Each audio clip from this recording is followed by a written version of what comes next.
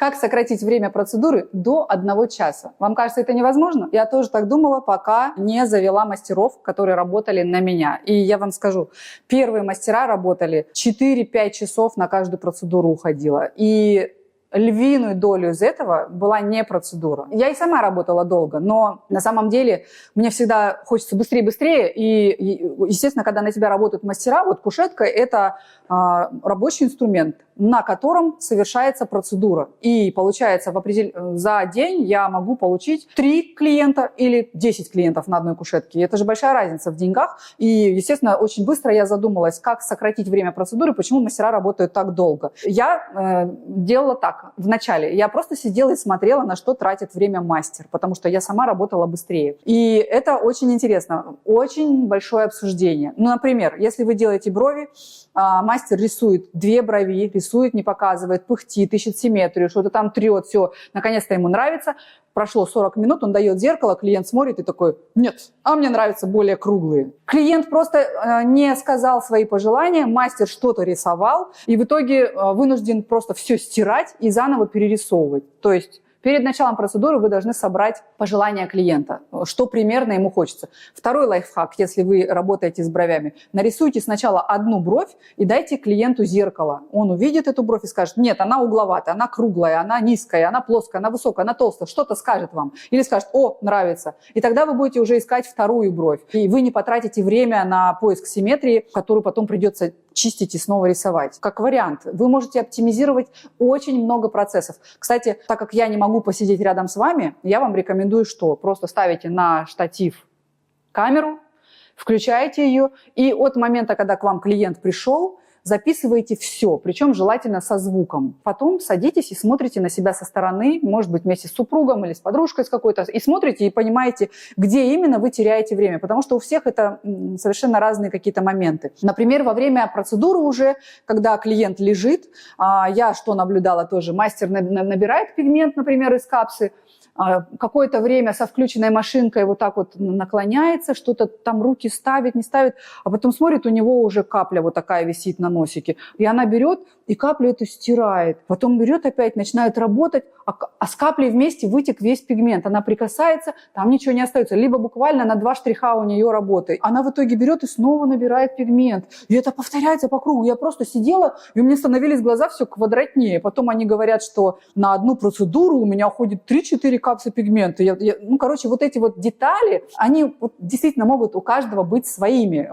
Те, на которые вы тратите время. Например, еще это такое, знаете, активное обсуждение с клиентом чего-то. То есть может начаться болтовня. Клиент сидит и болтает, мастер стоит, вежливо слушает, не может рисовать. Это трата времени. Если вам клиент мешает, он должен молчать, чтобы вы могли с ним работать, а не болтать, потому что вы не за это деньги получаете. Например, неправильная настройка машинки, и вы какое-то время работаете, у вас что-то не остается краски, вы, все это заново делаете, у вас там почкотня какая-то, вы потеряли эскиз, который так долго искали, садитесь снова его ищете. Или вы работаете с клиентом, и вот тоже, что я вижу, мастер вот так вот машет, я вижу, что не прикоснулся, машет. В это время машинка работает. Наконец-то он бах, задел, и это волоски на бровях, и капля, которая уже скатилась вниз, она вот так все бах и испачкалась, просто вылилась краска на брови клиента, не видно вообще, где работать, эскиз потерян, все надо протереть, заново сесть, посмотреть. Короче, вот такие вот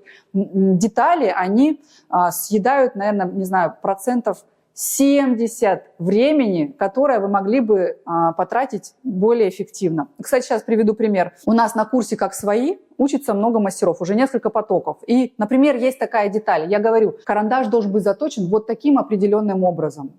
Потом смотрю эскиз, и это совсем не то, что должно получиться. Я говорю: почему? Покажи, как ты это делаешь. И там карандаш вообще не заточен или заточен неправильно. Естественно, уже не получится то, что я хочу, то, что клиент должен увидеть. И потому что эскиз клиент согласовывает, когда он свое лицо измененное увидел, и это там ничто не шокирует, ни какой-то слишком черный с границами какими-то безумными, ни какие-то просто полосочки. Как понять свое лицо новое, когда непонятна форма, когда это пугает просто. Или, я говорю, рисовать хорошо получится, если кожа обезжирена очень хорошо, а потом припудрена. потому что будет мягче ложиться краска, не краска, а цвет, который вы наносите, я имею в виду сейчас, если эскиз. И бах, мне присылают работы, где супер ярко, некрасиво, четко, как фломастером нарисовано. Я говорю, как ты это сделал? Я все делала, как ты говорила. Начинаем по шагам проходить, оказывается, не обезжирила, не припудрила. А зачем? Ну, то есть мастеру кажется, а зачем? Ну, то есть Лена там что сказала, это не так уж и важно. И получается, что удлиняется время, потом ты не можешь прикоснуться к этому эскизу, потому что он весь на сальной коже расплывается. И ты не можешь его зафиксировать, потому что любое прикосновение, там вот все тоже опять плывет. Ты тронул, все стер. И все, как бы нарушение процессов. Со временем мы выработали алгоритм. То есть у мастера было там, не знаю, 10 минут на общение, 10 минут на рисование эскиза под определенным способом, 10 минут на подготовку, когда клиент лежит под анестезией, потому что в то время мы работали с анестезией. Мы оптимизировались до такой степени, что мастеру не нужно было даже разговаривать с клиентом, рассказывать ему, что такое процедура, как это работает, какой уход и так далее. То есть одевались наушники и давался планшет, мастер пока готовится, клиент смотрит этот процесс, изучает. Потом в процессе работы мастер просто задает наводящие вопросы, чтобы понять, все ли правильно клиент усвоил, все ли он понял и правильно ли он будет потом ухаживать, и не будет ли потом этих скандальных звонков, мол, вы сделали мне брови, они не остались, они слишком яркие, они слишком красные, они ушли пятнами, там, или вот эти все мелочи, которые тоже вам потом съедают ваше время в дальнейшем. Поэтому оптимизироваться можно очень круто. И если вы сейчас работаете 3 или 4 часа, или даже 2,5 часа, попробуйте такой лайфхак. Меня вы не сможете пригласить, чтобы я посмотрела и оптимизировала ваш процесс, но сами на себя посмотреть от начала до конца, как вы общаетесь, что вы говорите, на что вы тратите время, вы можете. И я уверена, что вы сократите как минимум вдвое, если просто посмотрите на себя со стороны, послушайте, что вы говорите. Кстати, прямо сейчас в нашем клубе «Инкубатор» мы запустили челлендж, чтобы понять и проверить, на что тратят время мастера. Я не буду записывать видео, друг друга комментировать, и это будет очень интересно. Присоединяйтесь, чтобы понять, на что тратите время вы, как оптимизироваться и получить советы от более опытных мастеров. Ссылка на инкубатор в описании к этому видео.